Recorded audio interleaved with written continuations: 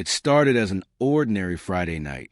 The city lights twinkled outside my apartment window, and the hum of traffic below created a rhythm that was oddly comforting. I had met up with a few friends after work, a small gathering at a rooftop bar downtown. Laughter bounced off the walls. Cocktails clinked, and the chatter was casual, easy. But inside, I carried a weight I couldn't shake, a truth I had buried for months. James, the man I had known for over 3 years, was there, tall, unassuming, with that quiet charisma that made him impossible to ignore. He was laughing with our friends, seemingly carefree, while I nursed my third gin and tonic, summoning the courage I didn't know I had. The alcohol loosened my tongue, and before I knew it, I was leaning closer, words spilling out faster than I could control. "James, I need to tell you something," I said, my voice trembling slightly. His head turned toward me, eyebrows raised, curiosity flickering across his face. "Okay, what is it?" he asked, his tone casual yet attentive. I took a deep breath, feeling my pulse hammering. I've been holding this in for too long. I like you more than a friend. I've been trying to ignore it, thinking it would pass, but it hasn't. I can't keep pretending I don't feel this way anymore. The words hung in the air between us, heavy and undeniable. For a moment, the noise of the bar seemed to fade, the laughter of our friends a distant echo. I watched him carefully, looking for any sign, any flicker of emotion. James's expression changed subtly.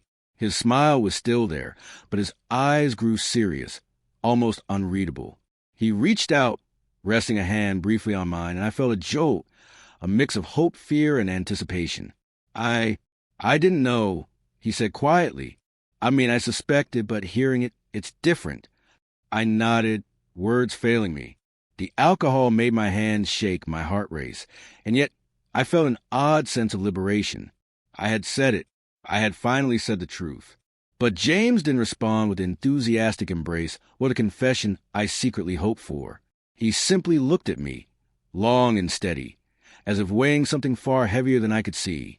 Minutes passed, maybe seconds, I couldn't tell. And then came the reply that changed everything. "I like you too, but things are complicated." His voice was soft, almost apologetic, yet firm. My stomach dropped. Complicated? I had imagined 1,000 scenarios, none of them this. "What do you mean?" I asked, trying to keep my voice steady, though it betrayed the panic I felt creeping in. James sighed, leaning back slightly, his fingers drumming nervously against the edge of his glass. I'm seeing someone. I didn't think it mattered before, but now I can't lie to you or to them. I can't do this, not like this. The words hit me like a cold splash of water. Seeing someone? All the courage I had gathered, all the hope, it felt like it had been stripped away in an instant. I opened my mouth, ready to protest, ready to argue, to beg even, but he gently shook his head. "I wish it were different," he said. "I wish I could give you what you want, but I can't. I'm sorry." I felt my chest tighten. My lips trembled, and for a fleeting moment, I wondered if the floor might give way beneath me. The room spun slightly, the laughter and music suddenly unbearable. I had exposed my heart, my vulnerability, and it was met with polite rejection. Not harsh, not cruel, just final. I left the bar shortly after, walking aimlessly through the city streets, my heels clicking against the pavement.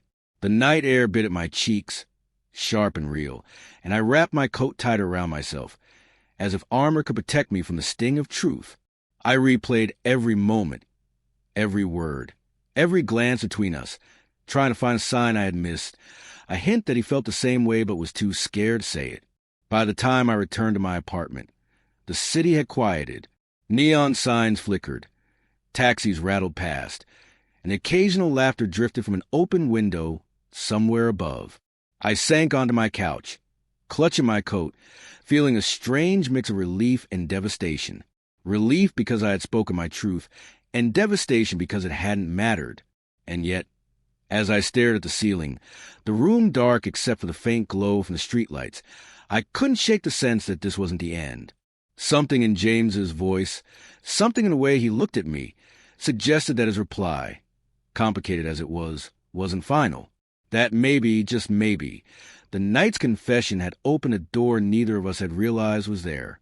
The next morning, the sunlight streamed through blinds, harsh and unrelenting, as if demanding I face the reality of the night before. My head throbbed slightly, not from the drinks, but from the emotional storm I had unleashed. I moved toward the kitchen, trying to gather my thoughts, when my phone buzzed. A message from James. I froze, thumb hovering over the screen. I had imagined hundreds of possible texts, apologies, excuses, maybe even a declaration of hidden feelings. I tapped the notification and read the words that made my heart race again. Meet me at the park near the fountain. 11 a.m. Alone. Alone. The simplicity of it sent chills down my spine. He wasn't sending a casual, dismissive message. There was intent here, a deliberate pull towards something unspoken. My mind raced, debating what this could mean. And yet, despite the knot in my stomach, I found myself walking toward the park, drawn by curiosity, by hope, by some quiet part of me that refused to give up. I arrived early, nerves prickling. The fountain gurgled in the center of the park, its water sparkling in the morning light. I saw him before he saw me, leaning against a bench, staring at the flowing water as if searching for answers in its movement. When he finally looked up, our eyes met, and the tension between us was palpable, electric. "Hi," I said, voice barely above a whisper. "Hi," he replied, a faint smile tugging at his lips.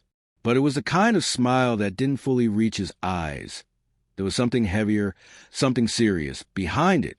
We walked silently toward a quieter corner of the park, the city sounds fading into a distant hum. I wanted to speak, to ask the questions racing through my mind, but he stopped, turned to face me fully. "I need be honest," he began, voice low and steady. "Last night I was shocked. Yes, I wasn't expecting any of that, but it made me realize something I've been avoiding for months." My heart skipped. Avoiding what? "I've been afraid," he admitted. Afraid of what this would mean. Afraid of hurting someone. Afraid of losing something safe. But hearing you, seeing how open and brave you were, it made me confront my own feelings. I blinked, searching his face for clarity, for any hint that this wasn't some cruel trick of hope. "I like you," he said finally, slowly, deliberately. "More than I should, more than I ever thought I could. And yes, things are complicated. But the truth is, I don't want to run from this anymore. I don't want to pretend I'm okay with just pretending." Relief, disbelief, and a surge of emotion crashed through me all at once. "You mean you feel the same way?" I asked, almost trembling. "Yes," he said, and this time his smile reached his eyes. I needed time to understand it myself.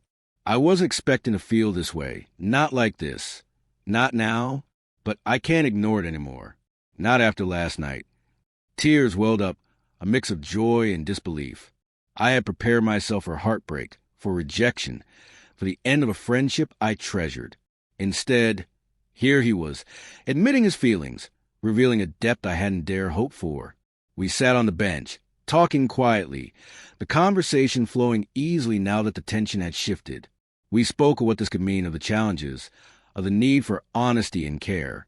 We laughed nervously at our clumsy confessions, at the strange timing of it all. The city moved around us, oblivious, as if granting us this bubble of possibility. And then he took my hand, warm and steady. "I know it's sudden," he said, "and I know it might not be easy, but I don't want to lose this. I don't want to lose you." I squeezed his hand, heart racing, mind spinning. "Neither do I," I whispered. Hours passed unnoticed. The initial shock and uncertainty gave way to a fragile, beautiful hope.